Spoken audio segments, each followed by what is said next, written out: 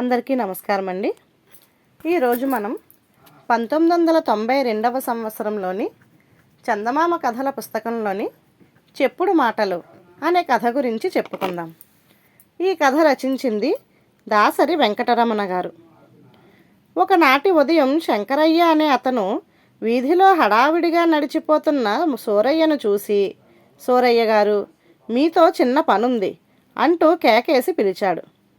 సూరయ్య శంకరయ్య దగ్గరకు వచ్చి, ఏమిటో త్వరగా చెప్పు, నాకు అవతల చాలా పనుంది అన్నాడు. మరేం లేదు, శివాలయం వీధిలో ఉండే చంద్రయ్య ఎలాంటివాడు అని అడిగాడు శివయ్య. ఆ ప్రశ్నకు సూరయ్య క్షణం ఆశ్చర్యపోయి తరువాత తేరుకొని ఎందుకు అని ప్రశ్నించాడు. అతను నన్ను కొంత డబ్బు బదులుగా అడిగాడు. నేను ఊరికి కొత్తవాణ్ణి. అతను ఎలాంటివాడో నాకు బొత్తిగా తెలియదు. ముందు జాగ్రత్తగా మీలాంటి వారిని అడిగిన తరువాత డబ్బిస్తే మంచిదని చంద్రయ్యను 2 రోజుల తరువాత కలవమని చెప్పాను అని అన్నాడు శంకరయ్య. ఇది విని సూరయ్య లోలోపల నవ్వుకున్నాడు. శంకరయ్యది అమాయకత్వమో లేక అతి జాగ్రత్తో అర్థం కాలేదు అతడికి. సూరయ్య ఒక్క క్షణం ఆగి, ఆ చంద్రయ్య అంతగా మాట నిలుపుకునే మనిషి కాడు. నిజం చెప్పాలంటే బొత్తిగా బాధ్యత తెలియని మనిషి. అలాంటి వాడితో నువ్వు వేగలేవు అని చెప్పి వెళ్ళిపోయాడు. శంకరయ్య ఇంతకు ముందు ఉన్న ఊరు నది ముంపులో కొట్టుకుపోయింది. ఆ వచ్చిన నష్టపరిహారంతో ఈ ఊరు వచ్చి భూములు కొని స్థిరపడ్డాడు. అందుకే చంద్రయ్య డబ్బు అడగగానే ఎందుకైనా మంచిదని అతను ఎలాంటి వాడని సూరయ్యను వాకబు చేశాడు. 2 రోజుల తరువాత చంద్రయ్య శంకరయ్య ఇంటికి వచ్చి డబ్బు అడిగాడు. శంకరయ్య తన వద్ద డబ్బు సర్దుబాటు కాలేదని అబద్ధం ఆడాడు. చంద్రయ్య శంకరయ్యను బతిమాలుతూ, నేనెంత డబ్బు అవసరంలో ఉన్నానో ఆ దేవుడికే తెలియాలి. నా భార్య ఆరోగ్యం బాగాలేదు. పట్నం తీసుకుపోయి మంచి వైద్యుడికి చూపించమని ఇరుగు పొరుగు సలహా ఇస్తున్నారు. నేనెంత నమ్మకస్తున్నో విశ్వాసపాత్రున్నో ఊరంతా తెలిసిందే. ఒక్క నెల రోజుల్లో మీ డబ్బులు పువ్వుల్లో పెట్టి మరీ తెచ్చేస్తాను. మీ మేలు ఈ జన్మకు మరువను. దయచేసి లేదనకండి అంటూ నమ్మబలికాడు. శంకరయ్య కొంతసేపటికి కాస్త మెత్తబడి, సరే చూస్తాను, రేపు కనబడు అన్నాడు.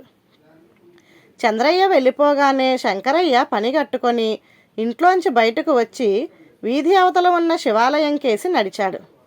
ఆ సమయంలో ఆలయ పూజారి వీరబసవలింగాచారి నదిలో స్నానం చేసి మంత్రపుష్పం చదువుతూ ఆలయం కేసి వస్తున్నాడు.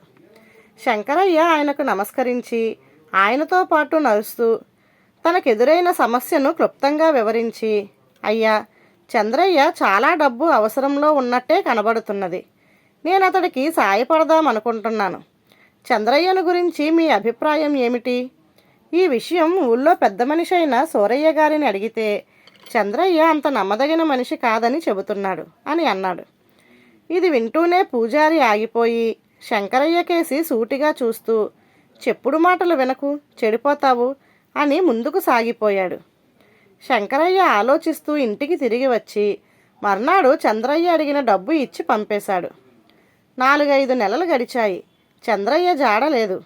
అతనే డబ్బు తెచ్చిస్తాడని ఎదురు చూసిన శంకరయ్య విసిగిపోయి చంద్రయ్య ఇంటికి వెళ్ళి డబ్బు అడిగాడు.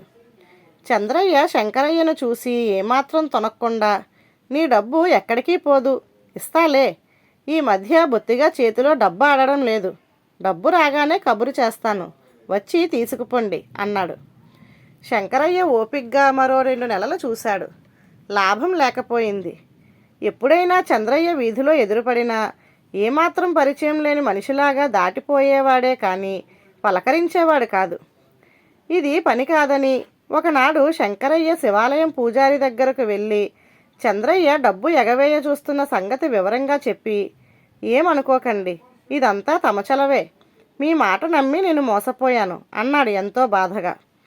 పూజారి ఆశ్చర్యపోయి, ఏమిటి, నా మాట? మధ్యలో నేనేం చేశాను అన్నాడు. ఏం చెయ్యలేదంటారా?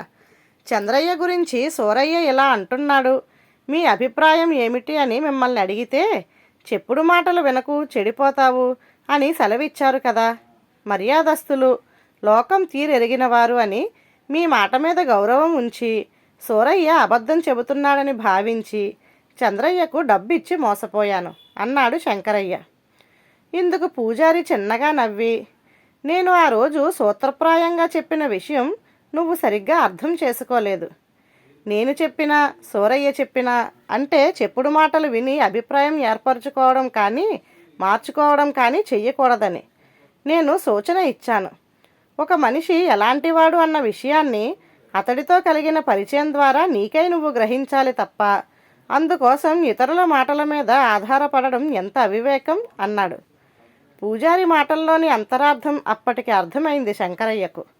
అతడు పూజారి దగ్గర సెలవు తీసుకొని చంద్రయ్య నుంచి డబ్బు ఏ విధంగా వసూలు చేయాలా అని ఆలోచిస్తూ ఇంటి దారి పట్టాడు. ధన్యవాదాలు.